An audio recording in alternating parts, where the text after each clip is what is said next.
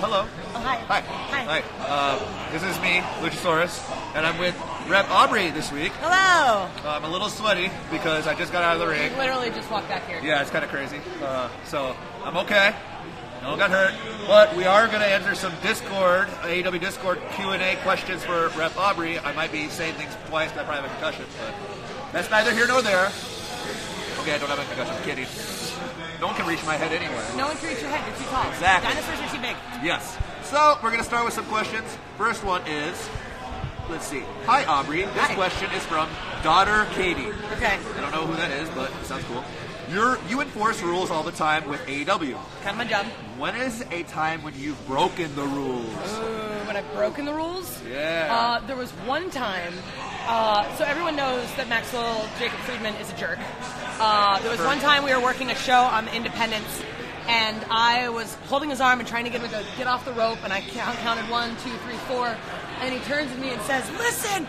And he calls me a very bad name. So I kicked his arm, and then he ended up taking a couple of bumps. And I don't feel bad about it. You're aggressive. I am. So don't mess with you is the moral of this Pretty story? much. I mean, everyone's kind of figured that out at this point, except Jericho. But Oh, that's right. You guys always get into it, huh? How's that, by the way? I mean, like, he's kind of doing his thing, and I'm just like, you know, he's just getting in my way. All right. I'm on his boat next week, so I don't know. Whatever. Right. Are you going to play, he's got a casino on there, and I guess if you win money, it comes out of his pocket. I'm going to try and win all the money. Yeah, me too. Yes. Of course, if we lose money, he gets the money, which is the... I mean, he's going to get money either way. That's true. Why not? Yeah. It doesn't matter now. Okay, next question. Yay. Hi, Aubrey. Hi. How does it feel when you get compared with Red Shoes? Oh, my God. It's kind of nuts. Like, New Japan ref. New Japan ref. Red Shoes is like, of all of the Japanese refs, I think Red Shoes is like, he's like our Earl Hebner, essentially. For what he means to wrestling and referees. I mean, it's a huge honor to even be like in the same conversation, let alone compared to. It's just like I'm humbled every day by like the fact that people even know like what my name is. Like that's still just like weird to me. It's cool. So I'm just happy that I'm here, and I'm happy that people are enjoying it. I'm happy that people have an appreciation for what referees do. Yeah. I'm happy that I get to come to work every week and work with awesome people and dinosaurs and all that. Glad you recognize that. You're a minority. I appreciate that. It's difficult. I got a lot of weight on my shoulders. If I go, the species is gone. Exactly. So it's risky every time I'm out there. 65 million years, man, all in you. That's right. But it's not about me today, it's about you. So Hey. Let's continue. Hi, Aubrey. Hi. What is your favorite thing about being a referee in AEW? Oh, man, favorite thing about being a referee at AEW. I like that we basically get to be, like, authorities, but we also just get to be ourselves. Like, there's this idea that, we all enforce the same rules, but we all have kind of our own way of doing it. Like, the way that, like, the speed at which Rick Knox counts is different than the speed that Bryce Remsburg counts, is different than the speed that I count. So it actually is kind of one of those weird, interesting things that affects a match. Yeah. So if you know, I have this ref, they're going to count really fast, I better kick out if I want to get out of a pin. So it's a nice little twist on what we normally see out of professional wrestling. Like something you typically see in like MMA or boxing. Like the referee, whoever the referee is, could actually determine the outcome in a very, very small way. Sure. That's actually very interesting. I've never really thought about it that way. Yeah, we're very unique here. It's interesting. We're encouraged to officiate as we would at our own discretion. Wow. Okay, very nice. Hi, Aubrey. Hi. I don't have names for these questions. I should. It wasn't my fault. So just bear with us. We're going to blame the Wi-Fi. Hi, Aubrey. As a referee, you get to see a ton of the roster compete up close. Yes. Who has impressed you the most since you joined the cast? Ooh, who's impressed You don't me have to the say most? me because I'm right here. No, well, to be fair, I had worked with you lots of times That's true. before we got to AEW. That's true. So I think of all the people that I hadn't had a chance to work with before, that's really tough. Like, Darby's honestly like one of the most interesting guys, I think. Like, I worked with Darby a lot beforehand, but to kind of see how he's really resonated with people and to see his style come out on a big stage in a very unique way. Very little of their stuff before I got here, and they're just insane. They're cool. Like the freaking jumps with the tails. I don't know how you can get that height and not trip over your own suit jacket. That alone astounds me. I don't get it. I want to wrestle them. Yes. We haven't yet. That'll be very fun. Yeah. Okay, let's see here. Aubrey, you paint your nails differently for every show I to do. represent the city you are in. Yes. How many different colors of nail polish do you have? Somewhere above 30. I don't know the exact number. Well, it's interesting because I actually used to do them based on the color of the poster I was doing when I was on the indies, which I did a lot of black and red. But now that like I only work with AEW Dynamite and a couple small other companies, I try and like figure out like local sports teams, minor league baseball. Oh, cool. Today I'm doing Bash to the Beach colors. Yeah. You got to see what we're going to do on the boat. I don't know yet. It's a lot of effort. It's a lot of effort. I'm getting really good at painting my nails very quickly. Like I take the one picture, put it on social media, and then they all just go to crap. Like, do not look at my nails at the end of the day. They're very bad. I used to paint my nails when I was doing my master's degree. Right. Just because I was, I was pretty emo back then. Right. We won't go there, though. We all were at one point or another. Right, we all did that. We all went to your face. Yeah, I had the earrings and stuff, and then I had the lip ring. Yeah. I was getting crazy. Yeah. I was just trying to be accepted. Then I just said, you know what? It's okay to be a dinosaur in society. It's absolutely okay. And now I feel much better. Good. You should. I should paint my nails sometime. We can do that one time. We could. I'd be down for that. We'll do like a little green and gold.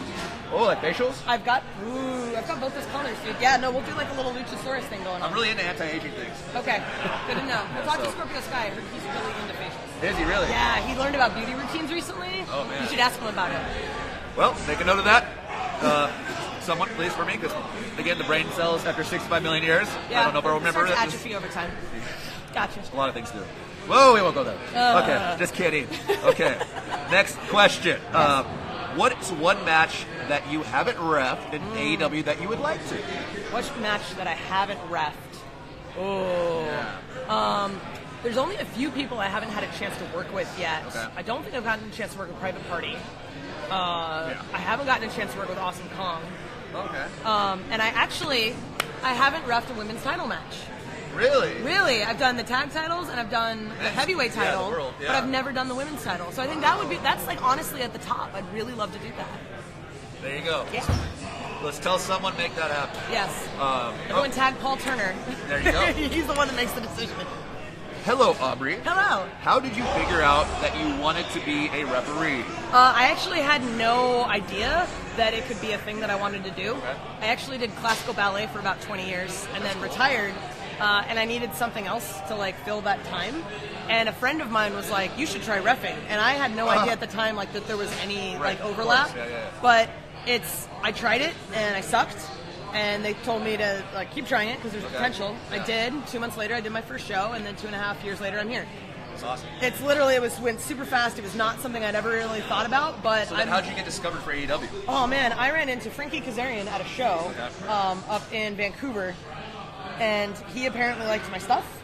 He texted the Young Bucks and Brandy and a couple other people, and then I ran into him again in Vancouver at another show 2 weeks later. So we got to see my work again. I wasn't just a flash in the pan, sent him a resume, headshot, all that kind of stuff.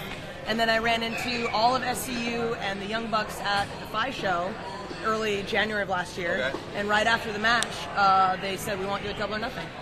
That's great. Yeah, it was awesome. Pretty cool. Yeah. So how did it feel to go to Double or Nothing then? It was terrifying. Yeah. Like I'm basically a nobody, and I have all these. Like every ref on the team has like over 15 years of experience. Like Rick Knox is a legend on the Independents. Yeah. Bryce Remsburg is like one of the greatest referees of all time. Like not many people can ref matches with 2 invisible men. Like Bryce is really the only guy that can do it. If you haven't, like Google it. It's really great. Visible Man versus Invisible Stan. Paul Turner's been doing this forever. Like he's fantastic. Earl Hebner, and it's like who the hell am I to be included with those guys? So it's been it's very humbling. I'm super grateful that I'm here, and the reception that I've gotten. It still goes. Every day I'm just like I can't believe this is my job. Yeah, you're Oprah, as they say. Yeah, It's pretty cool. I did. So 2 more questions. 2 more. Let's do it. Hi, Aubrey. Hi. Thank you for being an inspiration to a lot of women. Oh yeah. And men. Yes, I would too. say, and dinosaurs. And dinosaurs. Thank you. I wanted to ask, what is the coolest thing you've experienced since becoming a referee? What is the coolest thing I've experienced? I think the coolest thing is like seeing the impact that being a woman in a male-dominated role has had. Okay. Like especially after All Out when I did the Chris Jericho Hangman match. Yeah. I got a lot of messages from parents of daughters who were all like, "I love that there's a strong, authoritative woman on TV who's not taking any crap, and my daughter's now into wrestling." That's awesome. And it's like we talk about that a lot in media. Like people want to see people that look like them on TV, because then they can go, "Yeah, I can do that," and then you get drawn into the story a whole lot more.